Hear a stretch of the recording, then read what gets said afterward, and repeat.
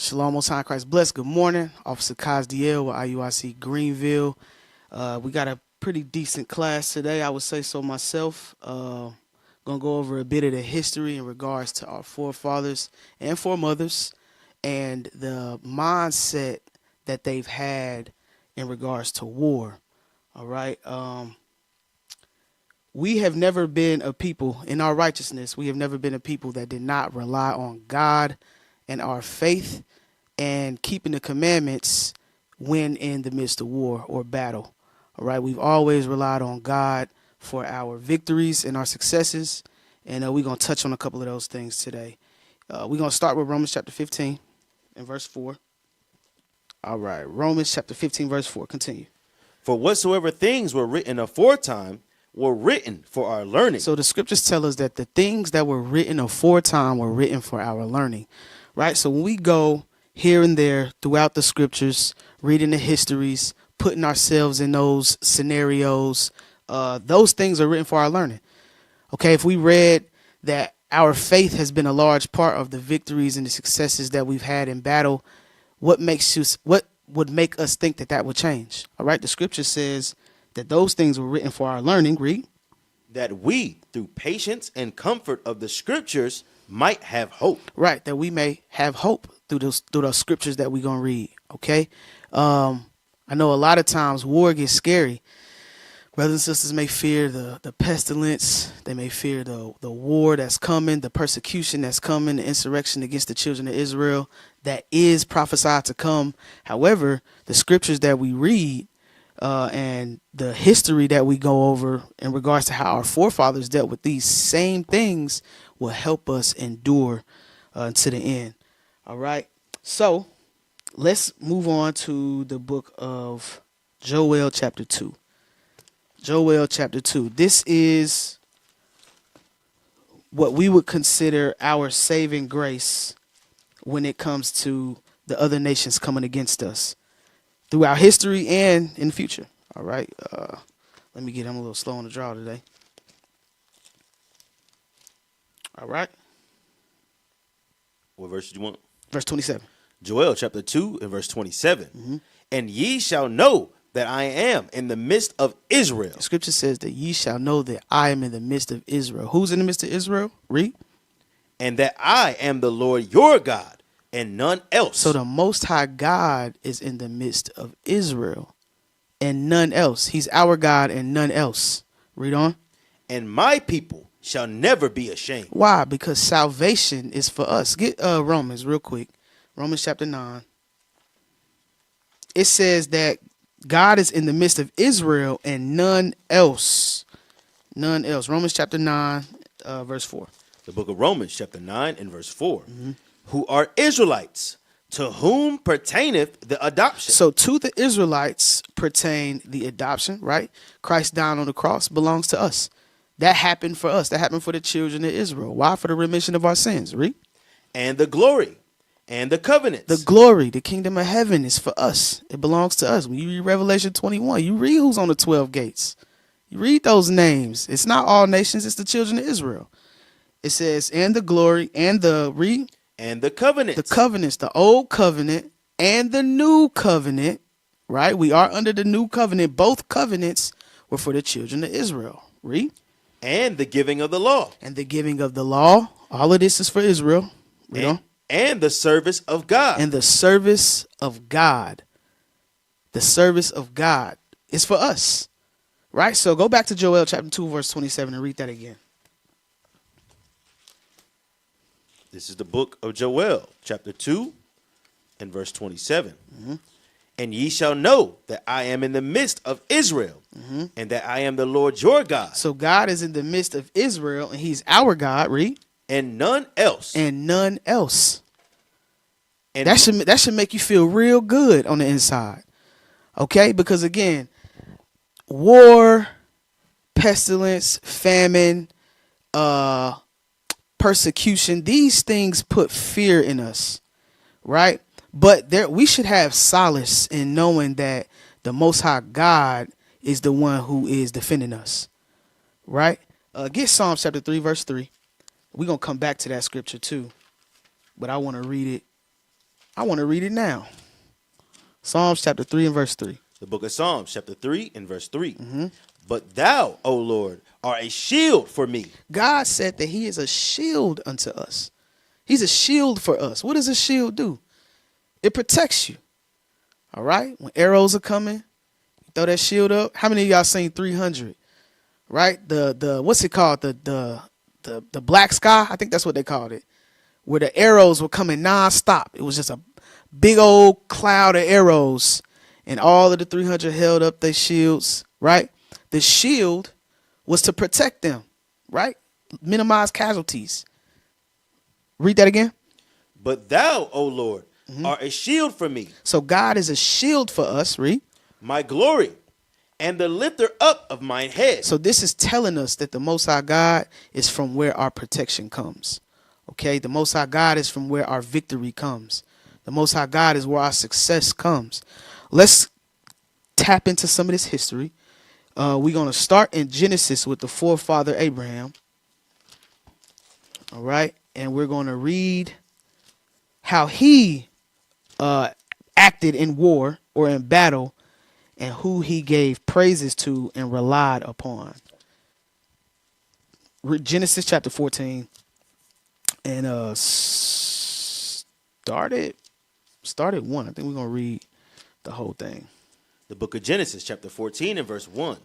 And it came to pass in the days of Amphraphel, the king of Shinar, Arioch, king of Elasar, Chedorlaomer, king of Elam, and Tidal, king of nations, that these made war with Bera, king of Sodom, and with Birsha, king of Gomorrah, and Shinab, king of Admah, and Shemeber, king of Zeboim, and the king of Bela, which is Zoar. Right.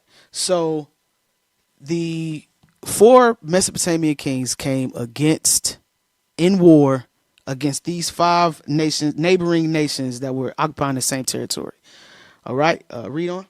All these were joined together in the Vale of Siddim, which is the Salt Sea.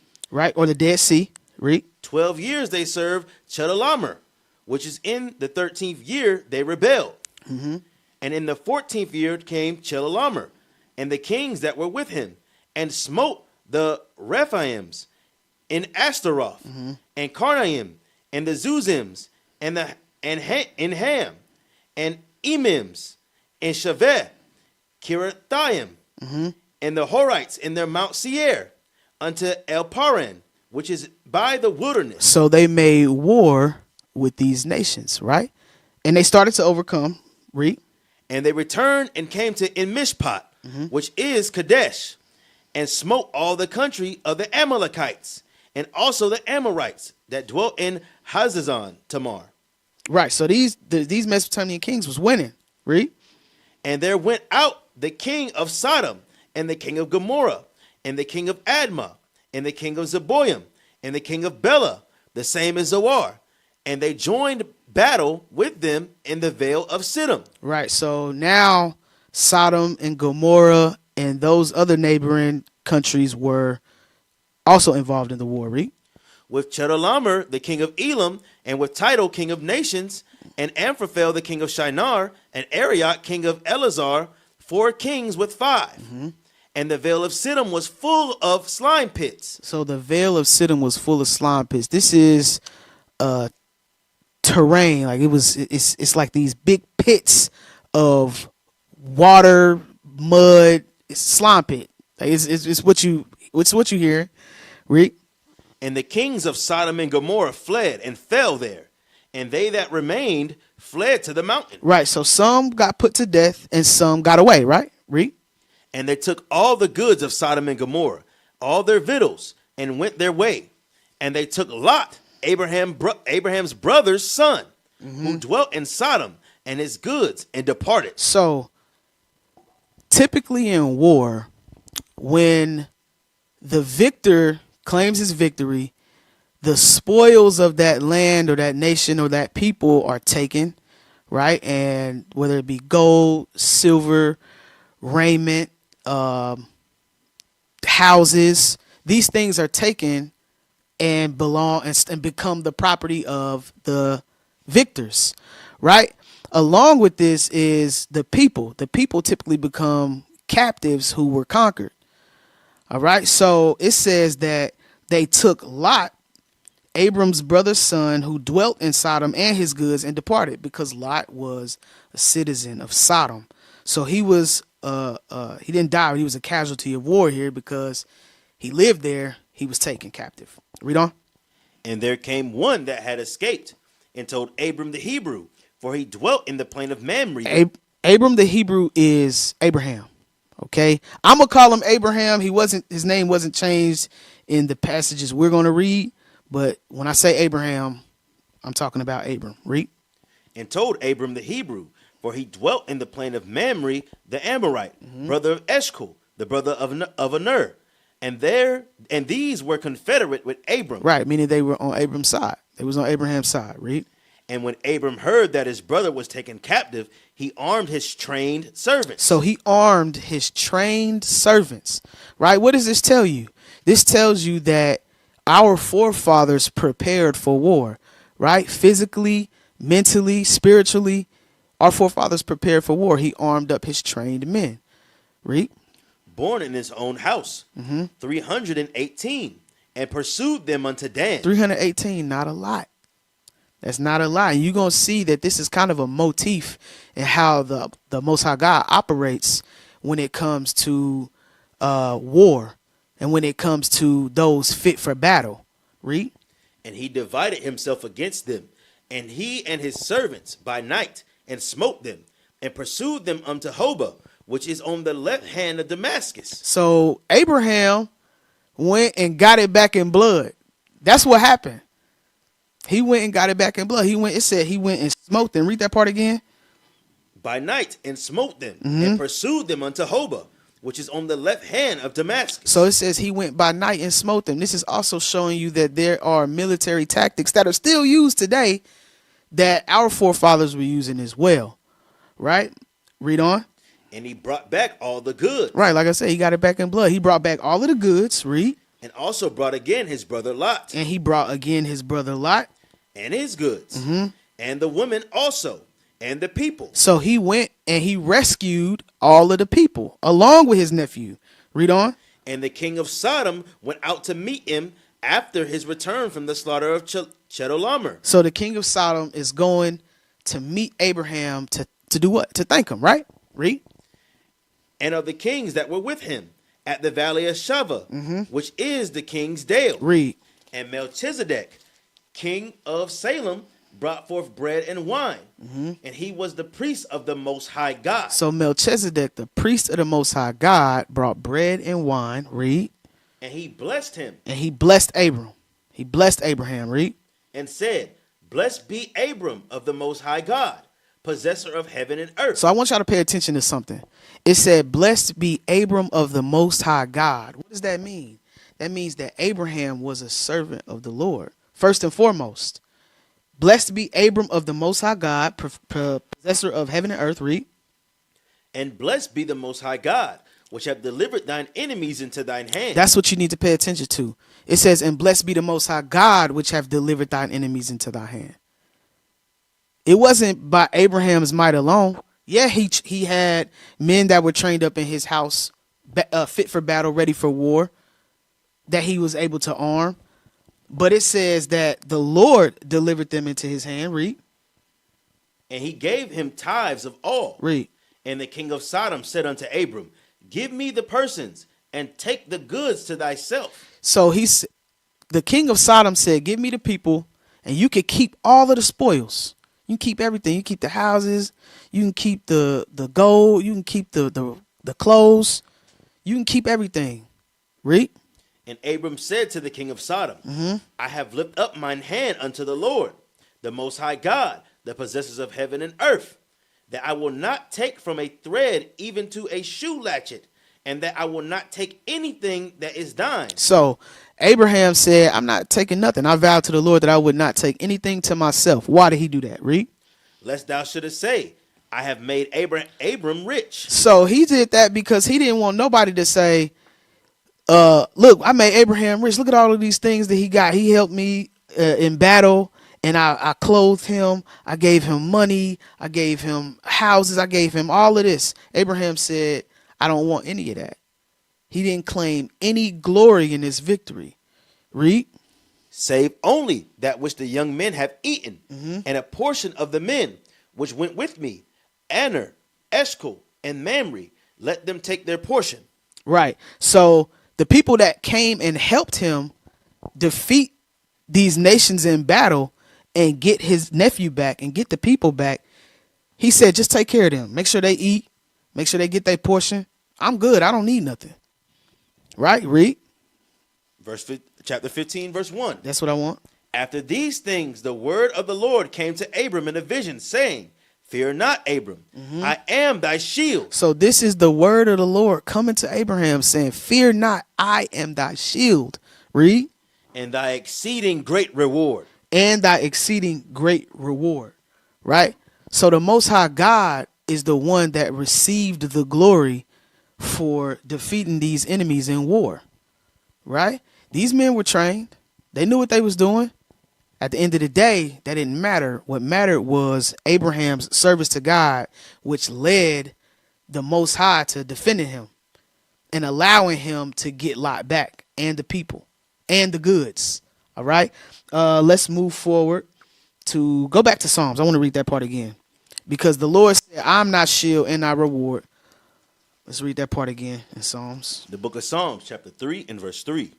But thou, O Lord, art a shield for me. So that never changed. He was a shield for our forefather Abraham. He's a shield for us today. Right? This is David speaking. Read it again. But thou, O Lord, art a shield for me, my glory, and the lifter up of mine head. The Most High God is our glory. We don't get no glory from winning these battles. The Most High God gets the glory. He's our glory. To be able to say I'm a servant of the Lord, that's my glory. That's our glory. All right. Now let's move on. Let's go to Exodus chapter 17. We're going to read about Moses. We are going to read about Moses. Exodus 17, you start at verse 8. The book of Exodus, chapter 17 and verse 8. Then came Amalek and fought with Israel and Rephidim. So Amalek came and fought against the children of Israel. Read. And Moses said unto Joshua, Choose us out men and go out and fight with Amalek. So Moses commissioned Joshua to go find men. The same way that Abraham went and grabbed men that were fit for battle, Moses told Joshua to go find men who could go to war against the Amalekites. Read. Tomorrow I will stand on top of the hill with the rod of God in my hand. So Joshua did as Moses had said to him and fought with Amalek. And Moses, Aaron, and Hur went up to the top of the hill. Right. So what do you think they're doing? They going to prepare to petition unto the Lord to deliver the enemies into their hand. Moses said, I'm going to go up and I'm going to raise the rod of God. I want you to read that part again. And Moses, this is verse 9. Yeah, verse and 9. Moses said unto Joshua, Choose us out men and go out and fight with Amalek. Tomorrow I will stand on the top of the hill with the... So Moses, obviously he just delivered the children of Israel out of the land of Egypt, right? So the people and Moses know the power of God, right? So Moses, when Amalek came against the children of Israel, he said, I'm going to go up and I'm going to raise my the rod of God in my hand on top of the hill. Read that. Verse 10. No, read that bottom part of 9. Tomorrow I will stand on top of the hill with the rod of God in mine hand. So Joshua did as Moses had said to him and fought with Amalek. And Moses, Aaron, and Hur went up to the top of the hill. Read. And it came to pass when Moses held up his hand that Israel prevailed. So when Moses held up his hand, Israel prevailed. I want y'all to really put yourself here. All right. When you raise up your hand to something, you are relying and asking for his help. All right. When you reach up, you are relying on this source. You're relying on a source. That's what's happening here with Moses. It says he lifted up his hand and Israel prevailed. Read. And when he let down his hand, Amalek prevailed. And when he let down his hand, Amalek prevailed. What does that tell us? That tells us that when we continue to rely on God and we continue to put our faith in the Most High, we overcome. We prevail. We win. We succeed. Right? We are victorious. All of those good words. But when we let down our hands, when we don't rely on the Most High God, or when we fail, our faith weakens, we lose. All right? The nations overcome us. Hold this. The other nations know this. Get Judas chapter 5. I don't think I was going to read this, but Judas chapter 5. Because the nations know this as well. Oh, let's start at verse 20. Yes, sir. The book of Judith, chapter 5 and verse 20. Now, therefore, my Lord and governor, if there be any error in this people. So it says, my Lord and governor, if there be any error in this people is talking about the children of Israel, right? So the other nations know there's something different about these people, right? Read. And they sin against their God. So if these people, meaning the children of Israel, sin against the Most High God, read. Let us consider that this shall be their ruin. It said, let us consider that this is going to be their ruin. We want to overcome them. Just make sure that they sin against their God. They don't put no faith in their God. They don't put no reliance in their God. They're not thinking about their God. They're not thinking about their laws, their commandments, their statutes. That's how we're going to overcome them. Read that part again. Let us consider that this shall be their ruin, and let us go up, and we shall overcome them. And let us go up, and we shall overcome him. This is what was being symbolized here in Exodus. Go back. Moses lift up his arms, we winning. He drop him, he get a little weary, a little faint, we start losing. Ain't that how it happens? We got faith. You know what? We put everything into the hands of the Most High God. We let it go. What they say, let go and let God. Right? We do that, and then the Most High starts to give us solutions. He starts to deliver us from our situations. He starts to protect us. We might have to go through a little bit of rough patch. Might have to go through something, feel a little something. But at the end of the day, we end up victorious in the eyes of the Most High God. Right? But when our faith starts failing and we start backsliding, now we don't go to the Sabbath no more. It's too taxing. My body hurt. Making excuse after excuse, and our faith starts to wane. Then the Lord is no longer on our side. All right. Read that again in Exodus. The book of Exodus, chapter 17, and verse 11.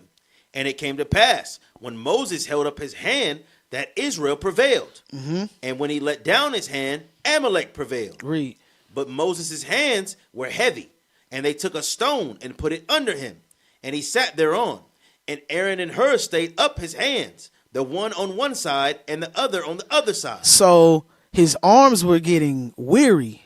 They were getting weak. You know what I'm saying? Y'all ever been in school and they made you hold your books out to punish you? Right? That thing started to get, even when you just hold them out like this, sitting on doing little wall squats and things like that. That starts to wear on your flesh, your body. Right? So this is what's happening here. Moses is getting weary. I'm trying to paint the picture so that y'all can put yourself in this situation. Right? Moses' hands, his arms were getting weary, but Aaron and Hur lifted up his arms. That's where that term comes from. Lift up your brother's arms, lift up each other's arms. That comes from this, right? It means to assist them. They got us. They was assisting Moses. So what? So we could prevail in this war. Read. And his hands were steady until the going down of the sun. Right. So they held up his hand, all his arms, all the way up to the sun went down. Read on. And Joshua discomfited Amalek. So discomfited means overthrow. So Joshua won. Him and the army that he picked, that he saw fit for battle, they defeated Amalek. Read. And Joshua discomfited Amalek and his people with the edge of the sword. Read. And the Lord said unto Moses, write this for a memorial in a book and rehearse it in the ears of Joshua. For I will utterly put out the remembrance of Amalek from under the heaven. The Most High God said, I will utterly put out the remembrance. Moses wasn't putting out the remembrance. Joshua wasn't putting out the remembrance of Amalek. The Most High God was going to do that. That's his vow. Read. And Moses built an altar and called the name of it Jehovah Nisi. For he said, because the Lord hath sworn that the Lord will have war with Amalek from generation to generation. It says, because the Lord has sworn that the Lord will have war with Amalek from generation to generation. That's God's war. That's why when you read Psalms 80, go read that. Get that, Psalms 83.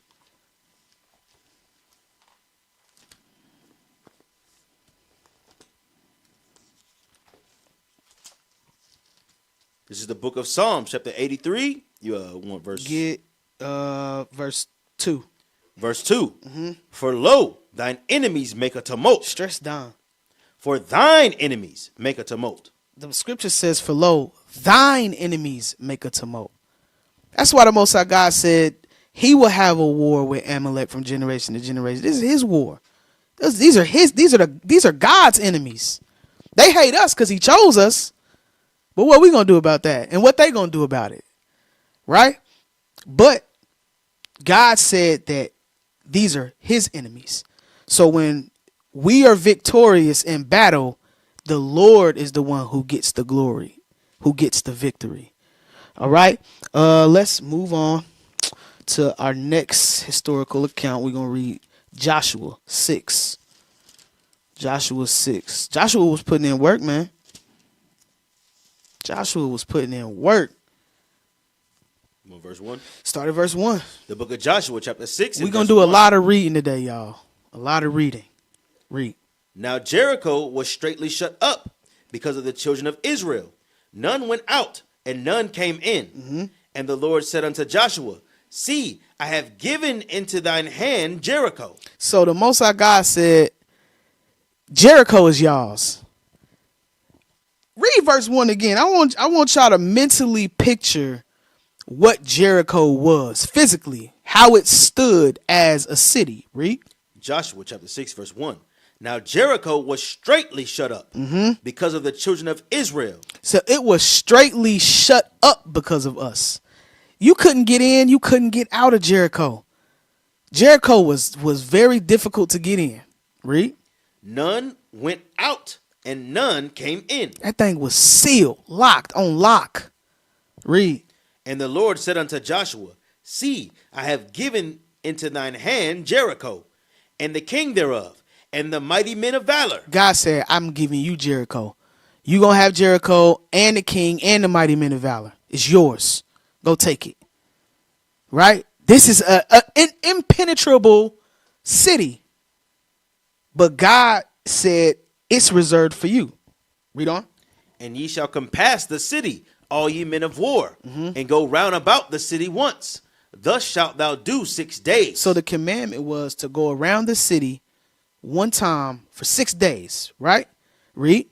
And the 7 priests shall bear before the ark 7 trumpets of ram horns.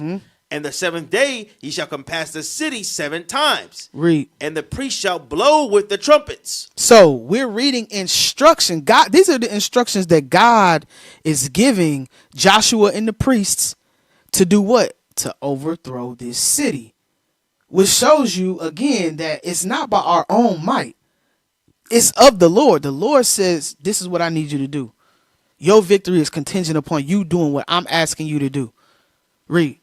And it shall come to pass that when they make a long blast with the ram's horn, and when you hear the sound of the trumpet, all the people shall shout with a great voice, and the wall of the city shall fall down flat, and the people shall ascend up every man straight before him. And Joshua the son of Nun called the priests, and said unto them, take up the ark of the covenant, and let 7 priests bear 7 trumpets of ram horns before the ark of the Lord. So this is Joshua going and telling the people, bidding them to do what God commanded. Read. And he said unto the people, pass on and compass the city, and let him that is armed pass on before the ark of the Lord. Read. And it came to pass, when Joshua had spoken unto the people, that the 7 priests bearing the 7 trumpets of ram's horns passed on before the Lord, and blew with the trumpets, and the ark of the covenant of the Lord followed them. Read. And the armed men went before the priests that blew with the trumpets. And the reward came after the ark, the priests going on and blowing with the trumpets. And Joshua had commanded the people, saying, Ye shall not shout, nor make any noise with your voice, neither shall any word proceed out of thy mouth until the day I bid you to shout. Then ye shall shout. Right. So this is the straight order. This is what he said. He said, don't make a sound, a peep. But when it's time to shout, we're going to shout. Read. So the ark of the Lord compassed the city, going about it once. I want to throw this out there. So when we out at camp and we doing, this is why it's important to be in the spirit and be in one mind with the men out at camp and at war. When we yell Joshua 6, it's a spiritual thing behind that. It's a spiritual thing behind that. When we all in unison, dealing with whatever spirits is out there, there's a spirit behind that. The spirit of victory is behind that thing. All right, read.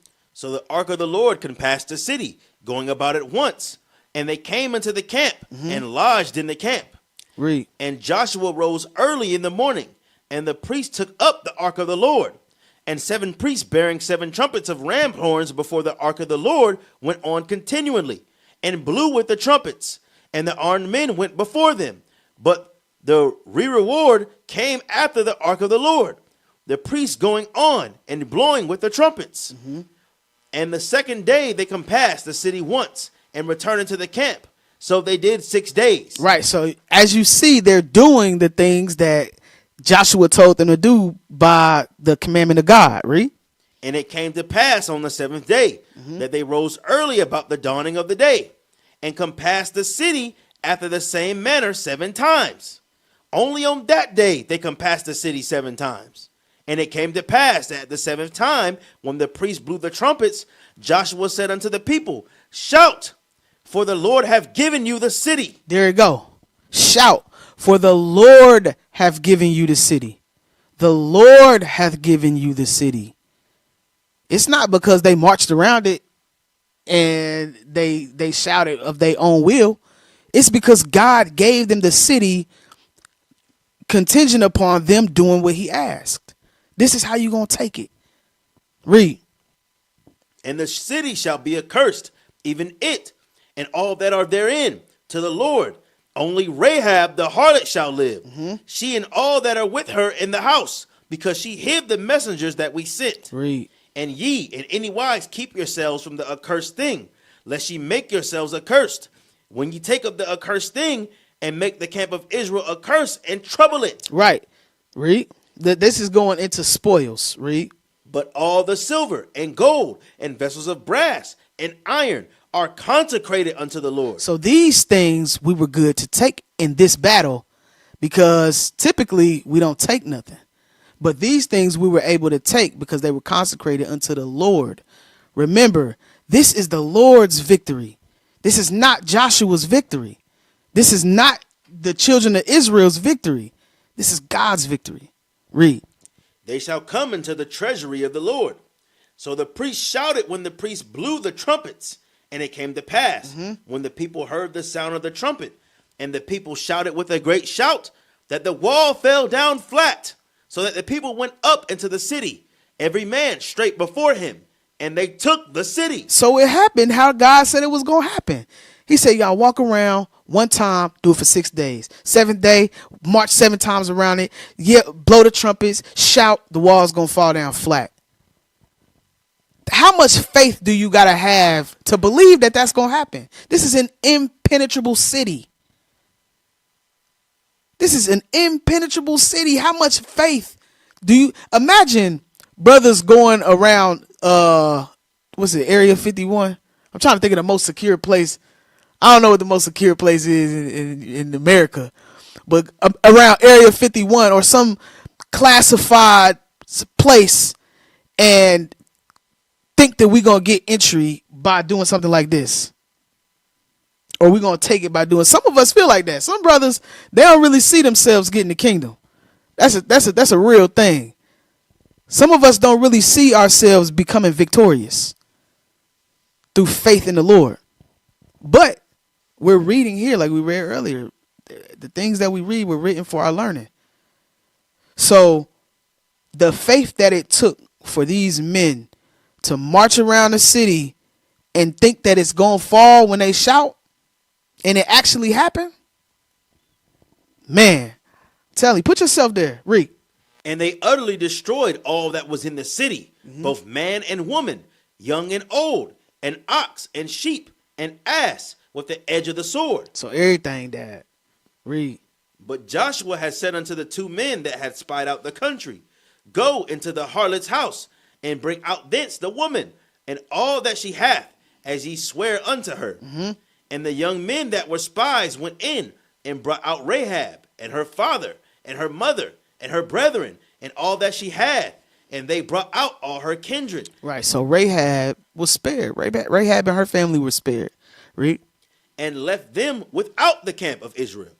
And they burnt the city with fire, and all that was therein.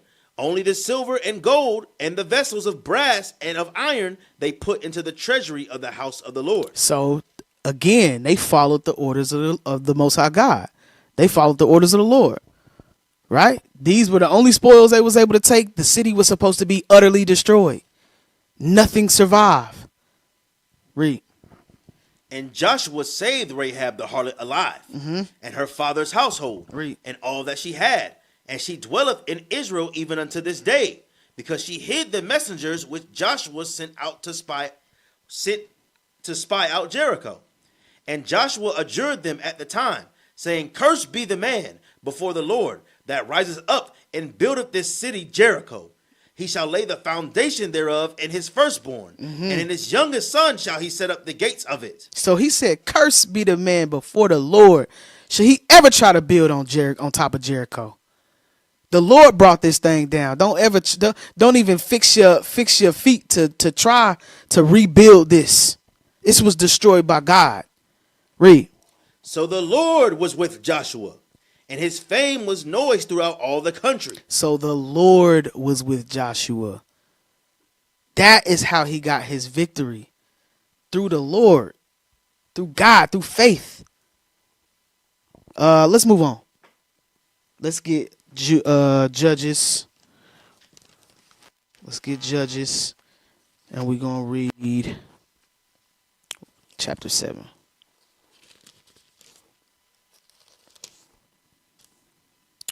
Start at verse 1. The book of Judges, chapter 7 and verse 1. Then Jerubbaal, who is Gideon, and all the people that were with him, rose up early and pitched beside the well of Harod, so that the host of the Midianites were on the north side of them, by the hill of Morah in the valley. Right. So what is this? This is Gideon and his army going to war against the Midianites. All right. Again, another battle. But let's see how much faith plays a part in victory. Read.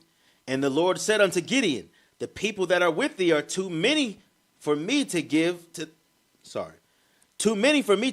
Midianites into their hands. Stop. It says the people with thee are too many for me to get the Midianites into your hand. Don't that sound backwards? Right? This is God saying you got too many people with you, Gideon. Wouldn't more people equate to an easier victory? Naturally, that's what you would think, right? But God says, you got too many people with you for me to give the Midianites into your hand. Read. Lest Israel vaunt themselves against me, saying, Mine own hand hath saved me. That's the problem. Because the Most High God did not want us to think that the victory was ours and we got it because we was mightier and more than they. So God said, you got to shave this army down. You got too many people. Give me Job chapter 33, because this is what he's talking about. Lest the people say that the victory was because of their own hands. Job chapter 33 and read verse 15. The book of Job, chapter 33 and verse 15. In a dream, in a vision of the night, when deep sleep falleth upon men, Read. and slumberings upon the bed, then he opened the ears of men and sealeth their instruction. So the instruction of men is sealed upon the bed, right? When you sleep, It's in the subconscious. You're not conscious, right? You can't. When you sleep, you're not saying in your mind, "I'm gonna do this. I'm gonna take that." Right? God said that's when He seals your instruction. Read verse 17. This is the point. That He may withdraw man from his purpose and hide pride from man. Because the Most High God has to withdraw our pride from us. If we did everything that we said we was going to do, and we felt like everything that we accomplished was because of our own will, we would depart from God. What would we need God for? Think about that. What would you need God for if everything you said you was going to do, you did it? Everything you said you was going to accomplish, you accomplished. Everything you said you was going to be, you became. What would you wouldn't even have room to think about God. You'd be thinking about self. So God has to put our instruction in our mind when we are not conscious of it. Didn't none of us, when we was children, say, you know what? I'm going to be an Israelite and I'm going to teach the gospel and I'm going to wake up the 12 tribes of the children of Israel. I want to. None of us did that. All of us were called. Something happened. We was like, dang, this Bible really all I got. And then we took it and ran with it and became what we are now and still progressing in the spirit and in faith. Right? But God said that He has to withdraw pride from man. What is that? Give me Sirach chapter 10.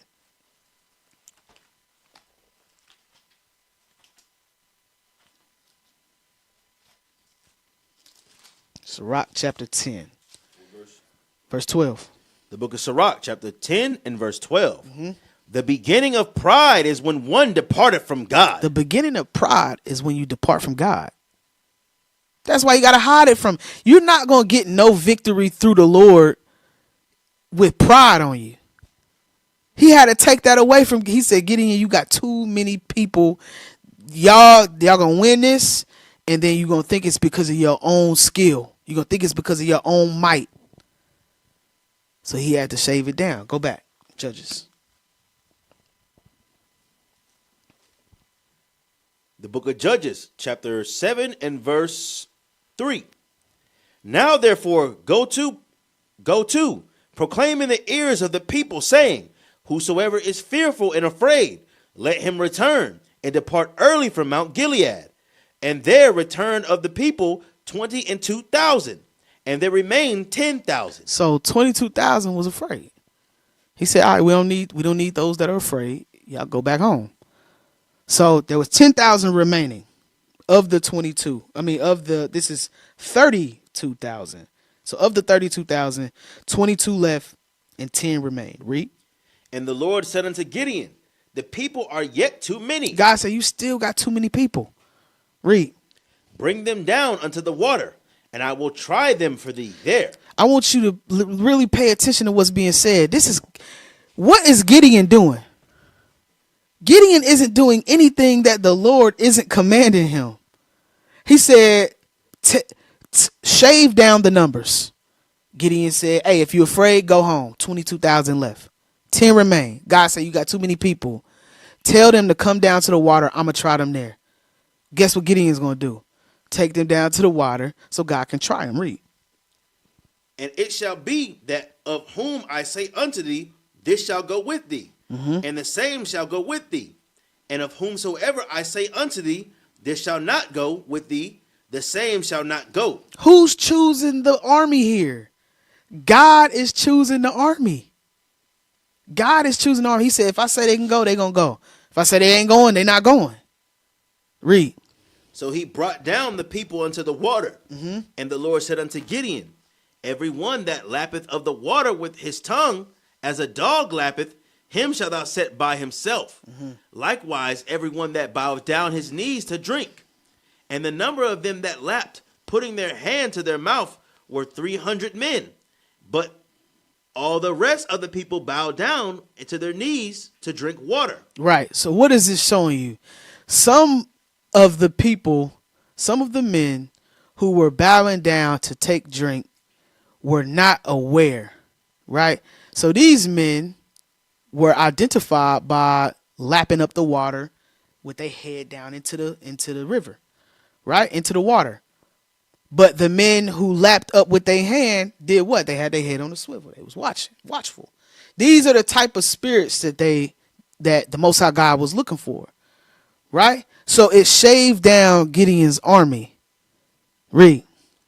And the Lord said unto Gideon, by the 300 men that lapped will I save you, and deliver the Midianites into thine hand. Read that part again. And the Lord said unto Gideon, by the 300 men that lapped will I save you. He said, by the 300 men that lapped will I save you. Not the 300 men because they aware and they have this situational awareness and they keep their head on the swivel and they war ready. Not because of any of that. It's because I want to save you with these men. This is all of the Lord. Read. And deliver the Midianites into thine hand, and let all the other people go, every man unto his place. Read. So the people took victuals in their hand, and their trumpets, and sent all the rest of Israel, every man unto his tent, and retained those 300 men. And the host of Midian was beneath him in the valley. And it came to pass that same night that the Lord said unto him, arise, get thee down unto the host, for I have delivered it unto thine hand. God, again, he's saying, I have delivered it into thine hand. It's not by our own might that we do these things. Gideon had to have faith in the Lord that if I take away all of these men, surely I'm going to be destroyed. He had to have faith to remove that thought and to trust in the Lord. Okay, God got me. He said, I'm going to be able to, we're going to succeed with 300 men. That's what we're going to do. That's faith. Never has the Most High God been removed from our victories. Read. Verse 10. But if thou fear to go down, and go thou with Phurah thy servant down to the host, and thou shalt hear what they say, and afterwards thine hand shall be strengthened to go down to the host. So afterward thine hand shall be strengthened to go down. So this is God saying that our strength is coming from him. The skill when you I'm telling you, put yourself there. When you are in battle and something tell you duck, and you duck and you escape a blade narrowly, however you want to picture it. That's of the Lord. That's the Lord giving you strength in that situation. Read. Then went he down with Phurah his servant unto the outside of the armed men that were in the host. And the Midianites and the Amalekites and all the children of the east lay along in the valley like grasshoppers for the multitude. And their camels were without number, as the sand by the seaside for multitude. Look at how many people and warriors there were. It says, as the sand by the sea for a multitude. Read. And when Gideon was come, behold, there was a man that told a dream unto his fellow, and said, behold, I dreamed a dream, and lo, a cake of barley bread tumbled into the host of Midian, and came unto a tent, and smote it, that it fell, and overturned it, that the tent lay along. And his fellow servant answered and said, this is nothing else save the sword of Gideon the son of Joash, a man of Israel. For into his hand have God delivered Midian and all the hosts. For unto his hand hath God delivered Midian. Why? He was obedient. He did what God asked him to do. He did what he told him to do. He kept God in it. He not trusting his own skill, his own devices, his own men. He trusted in the Lord. Read. And it was so, when Gideon heard the telling of the dream and the interpretation thereof, that he worshipped and returned unto the host of Israel and said, arise. Hold on. Read that part again. Read verse 15 again. Verse 15. And it was so, when Gideon heard the telling of the dream and the interpretation thereof, that he worshipped and returned into the host of Israel. So he worshiped the Most High God after hearing the dream and the interpretation. He worshiped the Lord because he knew that victory was coming. That is the exaction of his faith. His faith, him having that faith that the Most High God would deliver the enemies into his hand, was solidified by that. So he went and worshiped. Continuing to give God honor. Continuing to give the Most High praise. Read.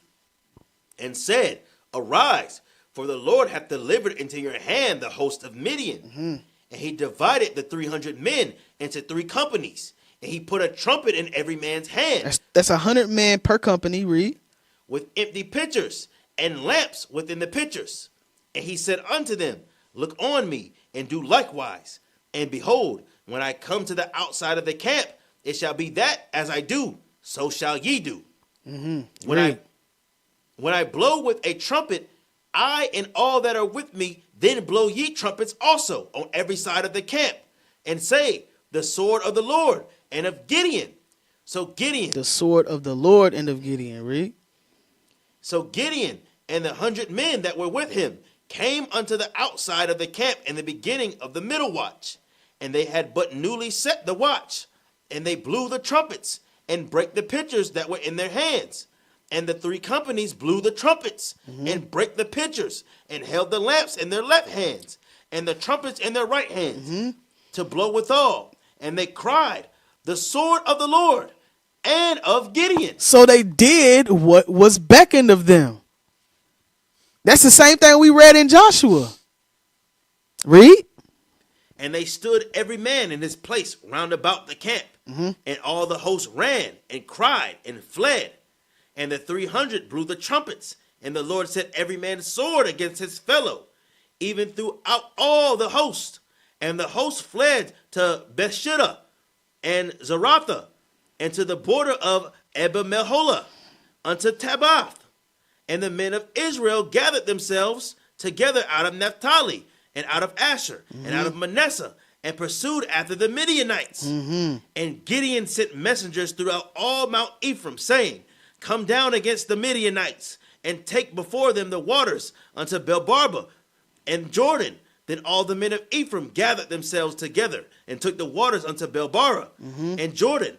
And they took 2 princes of the Midianites, Oreb and Zeb. And they slew Oreb, and they slew Oreb upon the rock. Oreb and Zeb they slew at the winepress of Zeb, and pursued Midian, and brought the heads of Oreb and Zeb to Gideon on the other side of Jordan. Victory. Victory. The Lord's victory. It said the sword of the Lord and of Gideon. Right? So, again, we're reading that faith has never not played a part in overcoming our enemies in battle and in war. All right? The children of the man of war. Let's move on to Judges chapter. We're going to read. We're going to skip. Let's go back. Let's go to Judges 4. I'm going to skip 1 for time's sake. Judges 4. Do I want the whole thing? Yeah, start at verse 1. The book of Judges, chapter 4, and verse 1. And the children of Israel again did evil in the sight of the Lord, when Ehud was dead. So after Ehud, which was a former judge who brought righteousness into the land of Israel, Israel was in the midst of wickedness again. Right? It's like every 40 years we was in some BS. Okay? Read. And the Lord sold them into the hand of Jabin, king of Canaan, that reigned in Hazor, the captain of whose host was Sisera, which dwelt in the Harosheth of the Gentiles. So we was taken into captivity, just like we read in Deuteronomy 28, just like we are in captivity now. Our sins brought us into captivity. Our departure from the Lord caused us to fall. Read. And the children of Israel cried unto the Lord, for he had 900 chariots of iron. In 20 years he mightily oppressed the children of Israel. So he was waxing Israel, man. They was crying unto the Lord because of the oppression. Read. And Deborah, a prophetess, the wife of Lapidoth, she judged Israel at that time. Read. And she dwelt under the palm tree of Deborah, between Ramah and Bethel and Mount Ephraim. And the children of Israel came up to her for judgment. Right. So Deborah was one of the sisters that had righteous bones in her body. Israel was wicked, but Deborah was righteous. She maintained her righteousness. But let's just so we don't get a stupid Negro. Deborah was not ruling anything. Jump over to verse 5 or chapter 5 and verse 9. The book of Judges, chapter 5 and verse 9. My heart is toward the governors of Israel. Deborah's heart was toward the governors of Israel, which means what? That she yielded to the men. So let's not get simple. We don't want no feminists jumping out the walls like the Kool-Aid man. Okay? Deborah's heart was toward the governors of Israel. Read. That offered themselves. Oh, my heart is toward the governors of Israel that offer themselves willingly among the people. Bless ye the Lord. Right. So her heart was toward the righteous leaders of Israel. So let's keep that in mind when we read in this. Go back over. The book of Judges, chapter 4 and verse 6.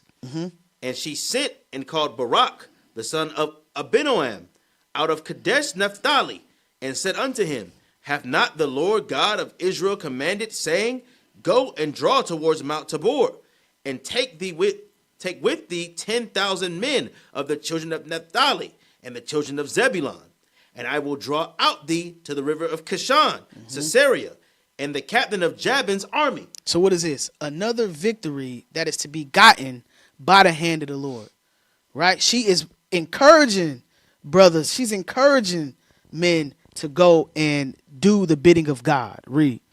With his chariots and his multitude, and I will deliver him into thine hand. And Barak said unto her, If thou wilt go with me, then I will go.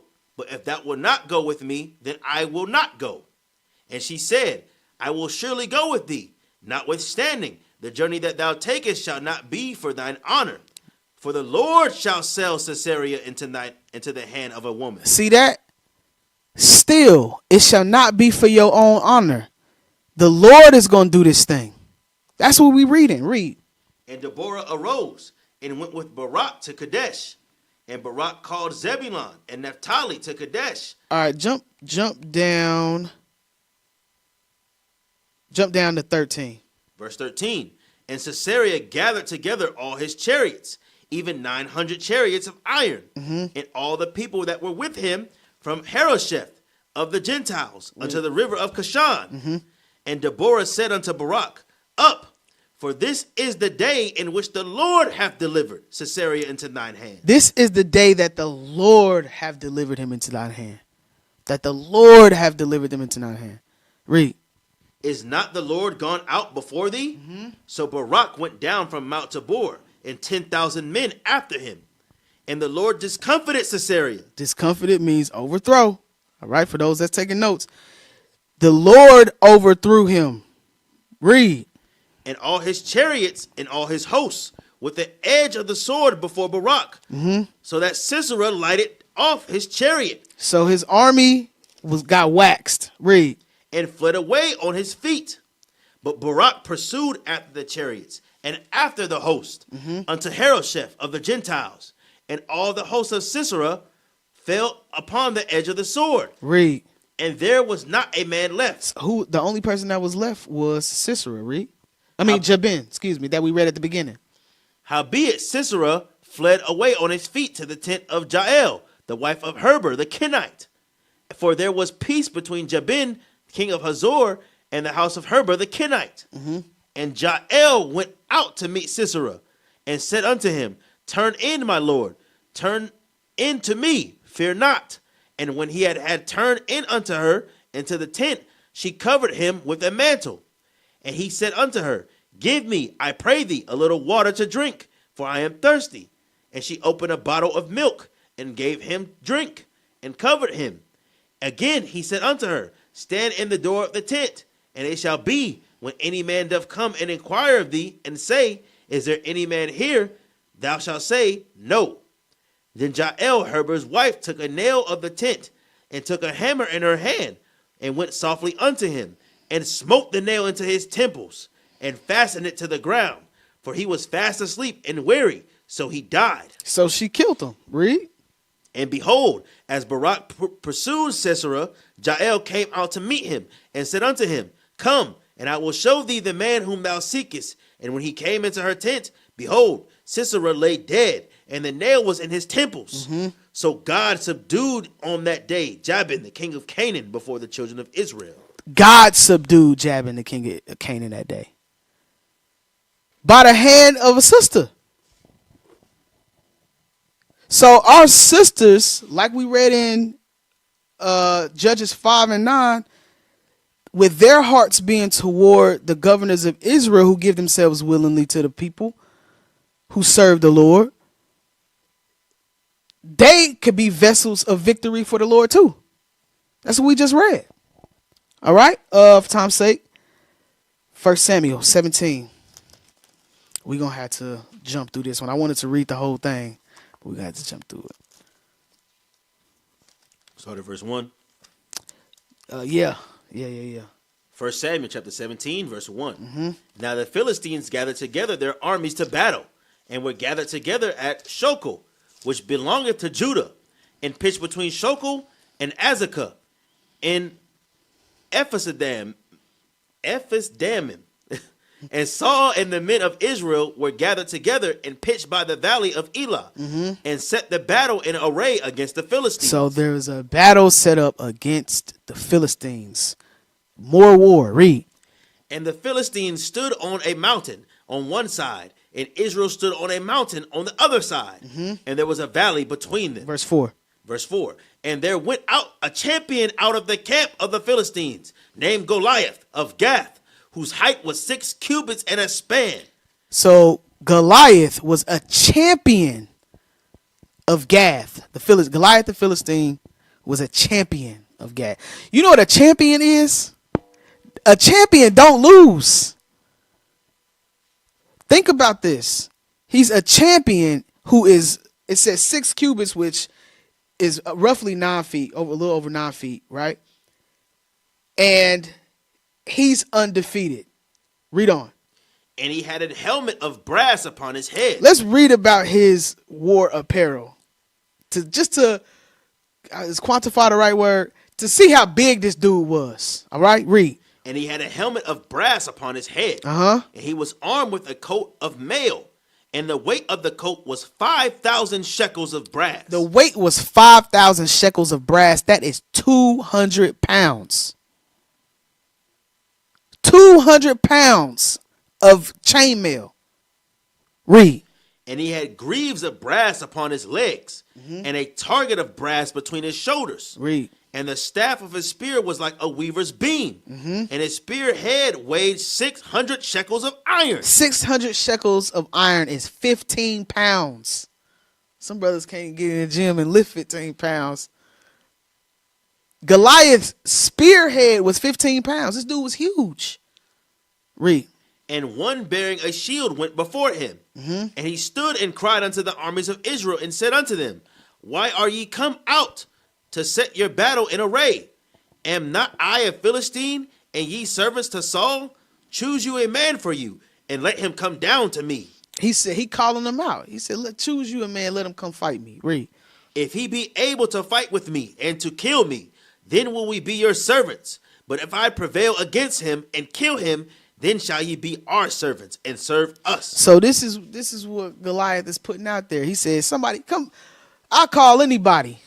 Y'all ever seen Spider-Man? Remember when Macho Man Randy Savage was in the ring? I'm talking about the first Spider-Man. Some of y'all young brothers and sisters might not know about that. Y'all know Miles Morales. But Macho Man Randy Savage was a top dog in the ring. He said, you ain't going nowhere. That's Goliath. That's what he's doing. Read. And the Philistines said, I defy the armies of Israel this day. Give me a man that we may fight together. When Saul and all Israel heard the words of the Philistines, they were dismayed and greatly afraid. So they was terrified. They're like, this dude is huge. He's going to kill us. Read. Now David was a son of that Ephrathite of Bethlehem, Judah, whose name was Jesse. And he had 8 sons. And the man went among for an old man in the days of Saul. And the 3 eldest sons of Jesse went and followed Saul to the battle. And the names of his 3 sons that went to the battle were Eliab the firstborn, and the next unto him Abinadab, and the third Shammah. And David was youngest. David was the youngest, and the three eldest followed Saul. So David was the youngest of his brothers. Read. But David went and returned from Saul to feed his father's sheep at Bethlehem. And the Philistine drew near morning and evening and presented himself 40 days. And Jesse said unto David his son, take now for thy brethren a ephah of this parched corn and these 10 loaves, and run to the camp to thy brethren. Jump to verse 20.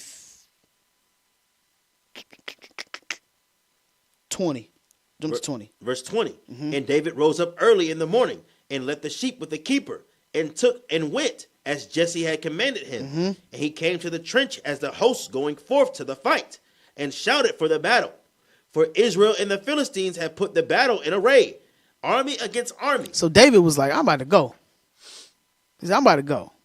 Read. And David left his carriage in the hand of the keeper of the carriage, and ran into the army, and came and saluted his brethren. And as he talked with them, behold, there came up the champion of the Philistines of Gath, Goliath by name, out of the armies of the Philistines, and spake according to the same words. And David heard them. And all the men of Israel, when they saw the man, fled from him, and were sore afraid. So they ran. They was like, nah, this dude is scary. Right? And David saw this. Read. And the men of Israel said, have ye seen this man that has come up? Surely to defy Israel is he come up. And it shall be that the man who killeth him, the king will enrich him with great riches, and will give him his daughter, and make his father's house free in Israel. And David spake to the men that stood by him, saying, what shall be done to the man that killeth this Philistine, and taketh away the reproach from Israel? For who is the uncircumcised Philistine, that he should defy the armies of the living God? So this is the point. David is so confident in the power of God. He said, so who's going to get the riches? Because remember, whoever killed Goliath, not only would the Philistines serve them, but they would get all of these things from the king. They was going to get the riches. They was going to get his daughter. And so David was like, all right, so who we going to give it to? Because David knew that the Most High God was on their side. But the other brothers did not see that. They didn't see the victory. They was afraid. They was thinking carnally. Their faith was weak. Right? Read. And the people answered him after this manner, saying, so it shall be done to the man that killeth him. And Eliab, his eldest brother, heard when he spake unto the men. And Eliab's anger was kindled against David, and said, why camest thou down hither? He said, what you doing down here, man? He was mad at him. Read. And with whom hast thou left those few sheep in the wilderness? He said, wasn't you supposed to be going and keeping sheep? Read. I know thy pride and the naughtiness of thine heart, for thou art come down that thou might see the battle. So he was like, you just trying to come see what happened, not realizing that David was the only one with the faith to fight against Goliath. Read.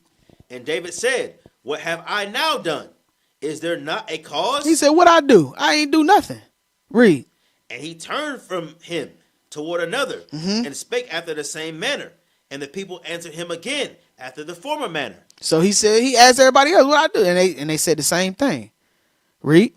And when the words were heard which David spake, they rehearsed them before Saul, and he sent for him. And David said to Saul, let no man's heart fail because of him.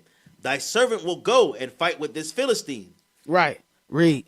And Saul said to David, thou art not able to go against this Philistine to fight with him, for thou art but a youth. So Saul told David, man, you a young dude. You're not going to be able to go and fight against him. Right? But David was the one that was willing. Read. And he, a man of war from his youth. And David said unto Saul, thy servant kept his father's sheep, and there came a lion and a bear, and took a lamb out of the flock.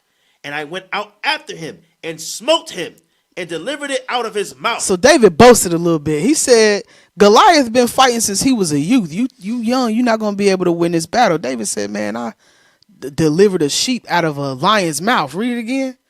And I went out after him, and smote him, and delivered it out of his mouth. Read. And when he arose against me, I caught him by his beard, and smote him. He said, I killed that lion. and slew him. Thy servant slew both the lion and the bear. He said, I killed the lion and the bear in my youth. He And said, Goliath ain't no different. He an uncircumcised Philistine. He not a servant of the Lord. Read. Thy servant slew both the lion and the bear, and this uncircumcised Philistine shall be as one of them, seeing he hath defied the armies of the living God. He said, I'm going to kill Goliath just like I killed that lion and that bear and delivered the sheep, the children of Israel. Y'all got to think about this spiritually and think about it literally. Imagine yourself there. Read. David said, moreover, the Lord hath delivered me out of the paw of the lion and out of the paw of the bear. He will deliver me out of the hand of this Philistine. You see that? Read that part again, man. David said, moreover, the Lord that delivered me out of the paw of the lion. The Lord that delivered me out of the paw of the lion. Out of the paw of the bear. Out of the paw of the bear. He will deliver me out of the hand of this Philistine. He going to deliver me out of the hand of the Philistine. That's faith. That's faith. Read. And Saul said unto David, go, and the Lord be with thee. And Saul armed David with his armor. Because Saul saw through that thing spiritually. He said, you know what? The Lord be with you. And he armed him. So go do your thing. Read. And he put a helmet of brass upon his head. Also he armed him with a coat of mail. And David girded his sword upon his armor. And he essayed to go, but he had not proved it. So he said, I ain't never used this sword. Remember, you know how brothers get a Bible, it's brand new. They don't know how to use it. It take them 35 seconds to find a scripture. This is the literal sense, right? David had never used the sword. So what did he do? Read. And David said unto Saul, I cannot go out. I cannot go with these, for I have not proved them. And David put them off him. And he took his staff in his hand and chose him 5 smooth stones out of the brook and put them in a shepherd's bag. So I want y'all to really imagine this. David took off the things that would protect him carnally. The chainmail, the sword, the helmet. And what did he do? He went with just a staff, a sling, and 5 small stones, smooth stones. He went with very little physically, but he had a lot going spiritually. He had the Most High God on his side. He believed that. He had faith in the Lord. Read. Which he had, even in a script, and his sling was in his hand. And he drew near the Philistine. And the Philistine came and drew near unto David. And the man that bare the shield went before him. And the Philistine looked about and saw David and disdained him. For he was but a youth and ruddy and a fair countenance. And the Philistine said unto David, am I a dog that thou shalt comest to me with staves? And the Philistine cursed David by his gods. So the Philistine, Goliath, he felt some type of way. He was like, y'all gonna send me this little dude? He said, how y'all disrespectful? Read. And the Philistine said to David, come to me, and I will give thy flesh unto the fowls of the air. He said, I'm gonna kill you, little dude. Read. And to the beast of the field. Then said David to the Philistine, thou comest to me with a sword, and with a spear, and with a shield. But I come to thee in the name of the Lord of hosts. He said, you coming with all of these carnal weapons, the spear, a sword, all of that. He said, but I'm coming to you with the name of the Lord. Read. The God of the armies of Israel, whom thou hast defied. The God of the armies of Israel, whom you've defied. Read. This day will the Lord deliver thee into mine hand. He said, I'm going to kill you. And Think about that. Goliath, this big, large dude wearing 200 pounds of armor, talking about, I'm going to kill you. And you say, nah, I'm going to kill you. How much faith does that require? How much faith does that require? Read. This day will the Lord deliver thee into mine hand, and I will smite thee and take thine head from thee. And I will give the carcass of the host of the Philistines this day unto the fowls of the air and to the beasts of the field, that all the earth may know that there is a God in Israel. He said, I'm going to cut your head off. He said, I'm going to take your head. I don't know how many of y'all watch anime, right? People be saying it's childish. Some of it be good. There's a show called Hunter x Hunter. And one of the characters he vowed to kill one of his enemy. It was the Goliath. He vowed to kill the Goliath of this show. He brought a shovel to the fight because he had that much faith that he was going to succeed. That's what David did right here. He brought a shovel prepared to bury him for his victory. After his victory. That's what David said. He said, I'm going to take your head. That's faith. Read. And all this assembly shall know that the Lord saveth not with sword and spear. For the battle is the Lord's, and he will give you into our hands. He said, the battle ain't with swords and spears. He said, the battle is God's, and he going to give you to us. Y'all going to serve us. Read. And it came to pass, when the Philistine arose and came and drew nigh to meet David, that David hasted and ran toward the army to meet the Philistine. And David put his hand in his bag. Read. And took thence a stone and slang it and smote the Philistine in the forehead, that the stone sunk into his forehead, and he fell upon his face to the earth. So David prevailed over the Philistine with a sling. That was a one-shot kill. He brought 5 stones. He only used 1. Read. So David prevailed over the Philistine with a sling and a stone, and smote the Philistine, and slew him. But there was no sword in the hand of David. Therefore David ran, and stood upon the Philistine, and took his sword. Oh my God. This is grimy. He had a sword. Remember, he took it off. He said, I ain't never used it before. He took off the sword. But he vowed that he was going to cut off Goliath's head. So he took Goliath's sword. Read.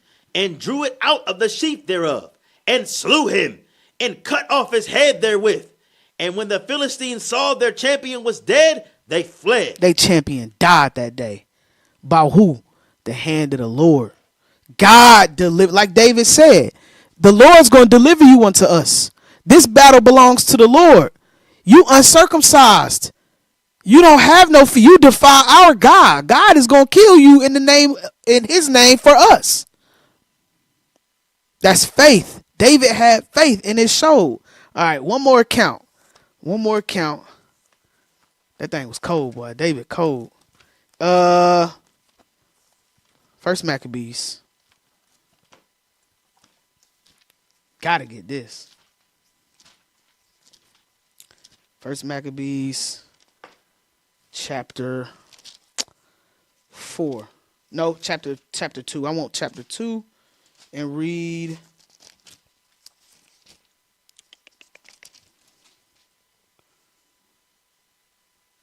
Start at verse 64. The book of First Maccabees, chapter 2, and verse 64. Wherefore, ye my sons, be valiant, and show yourselves men in the behalf of the law, for by it ye shall obtain glory. And behold, I know that your brother Simon is a man of counsel. Give ear unto him always, and he shall be a father unto you. Right, so this is Mattathias' sons, right? He said, my sons, be valiant and show yourselves men in behalf of the law. What does that mean? Serve God first. He said that first. He said, be servants of the Lord. Read from where you at. As for Judas Maccabeus, he hath been mighty and strong, even from his youth up. Let him be your captain and fight the battle of the people. So you got 2 different types of brothers here, but both valuable in war, right? Where was I at? Simon the counselor, and then you had Judas Maccabeus the warrior. Read. Let him be your captain and fight the battle of the people. Take also unto you all those that observe the law, and avenge ye the wrong of your people. Recompense fully the heathen, and take heed to the commandments of the law. Read. So he blessed them, and was gathered to his fathers. And he died in the 146th year. And his sons buried him in the sepulchres of his father at Modin. And all of Israel made great lamentation for him. Right, so warriors were made this day. Warriors who were going to serve the Lord was made this day. Okay, now let's read chapter 3. Start at verse Start at verse 1. The book of 1 Maccabees, chapter 3 and verse 1. Then his son, Judas, called Maccabeus, rose up in his stead, and all his brethren helped him. And so did all they that held with his father. And they fought with cheerfulness the battle of Israel. Read. So he gat his people great honor, and put on a breastplate as a giant, and girt his warlike harness about him. And he made battles, protecting the host with his sword. And his axe he was like a lion, and like a lion's whelp, roaring for his prey. For he pursued the wicked, and sought them out, and burnt up those that vexed the people. Wherefore the wicked shrunk for fear of him, and all the workers of iniquity were troubled, because salvation prospered in his hand. So Judas is making a name for himself as a warrior of the Lord, fighting for righteousness, right? Dismantling evil and wickedness. Read. He grieved also many kings that made Jacob glad with his axe, and his memorial is blessed forever. Moreover, he went through the cities of Judah, destroying the ungodly out of them, and turning away the wrath from Israel, so that he was renowned unto the utmost part of the earth, and he received unto him such as were ready to perish. Read. Then Apollonius gathered the Gentiles together, and a great host of the Samaria to fight against Israel. Which thing when Judas perceived, he went forth to meet him, and so he smote him and slew him. Many also fell down slain, but the rest fled. Wherefore Judas took their spoils, and Apollonius' sword also, and therewith he fought with all his life long. Now when Saron, a prince of the army of Syria, heard that Judas had gathered unto him a multitude and company of faithful to go out with him to war, he said, I will get me a name and honor in the kingdom. So you got one man that say, you know what? I'm going to take down this Judas. Read. For I will go and fight with Judas, and with them that are with him, who despiseth the king's commandment. So he made him ready to go up, and there went with him a mighty host of the ungodly to help him, Read. and to avenge the children of Israel. And when he came near, going up to Beth Horon, Judah went forth to meet him with a small company. With a small company. Remember, that's been a motif that we've been reading throughout all of these accounts, is that it ain't about numbers. It ain't never been about numbers. It's about the level of faith of the people that's involved. Read. Who, when they saw the host coming to meet him, said unto Judas, how shall we be able, being so few, to fight against so great a multitude and so strong, seeing we are ready to faint with fasting all this day? See, you had a couple of brothers in there that was a little weary. Faith was a little bit small. But watch what Judas say. Read. Unto whom Judas answered, it is no hard matter for many to be shut up in the hands of few. He said it ain't a hard matter for many to be shut up in the hands of few. He said it don't take a lot. It don't take a whole bunch of people. Remember, it took David a sling and one stone to kill a champion. It took 300 valiant men with Gideon. Read. And with the God of heaven, it is all one to deliver with a great multitude or a small company. He said with God, it's all the same thing, whether it's a whole lot of people or very few. The battle is the Lord's. That's the point. It's not our battle. Judas knew this. It's not our battle. It's God's. Read. For the victory of the battle standeth not in the multitude of an host, but strength cometh from heaven. That's the point. The victory is not, it says the victory of battle standeth not in the multitude of a host, but the strength comes from heaven. The strength comes from the Lord. The victory comes from the Lord. It always has been. It always will. All right. I think that's all I want there, but I do want to get one account real quick. Jump to chapter 5. We're going to start at verse 55. I want to get an account where we don't put our faith in the Lord and we do what we want to do.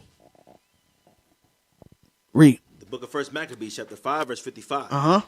Now, what time as Judas and Jonathan were in the land of Gilead, and Simon his brother in Galilee before Ptolemais, Read.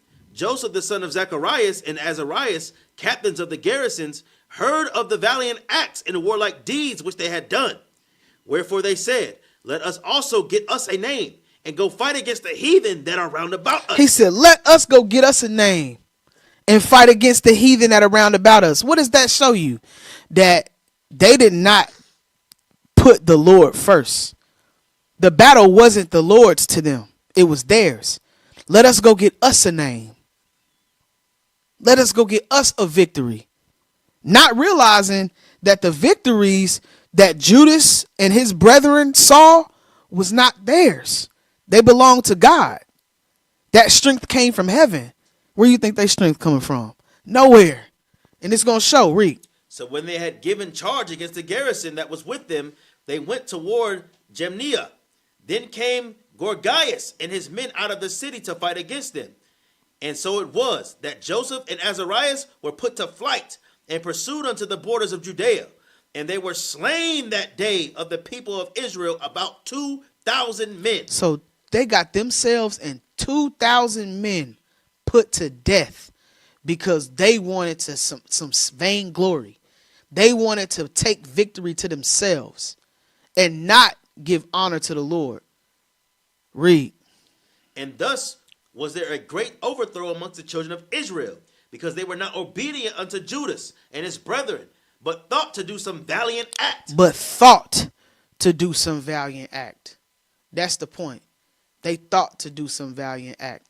And it resulted in the death of 2,000 men and their lives being lost. Okay? So I pray that the class was edifying for you all. Victory belongs to God. Right? So no matter what we got coming that may not be in our favor, we got to remember that we keep the Lord first and we show faith and fervor that we're going to be all right. All right? With that, I say shalom, you all. Most High in Christ bless. What is a nation? Nation is family. Nation is community. Nation is men leading by example. Nation is women's support. Nation is children with role models. Nation is unity. Nation is you.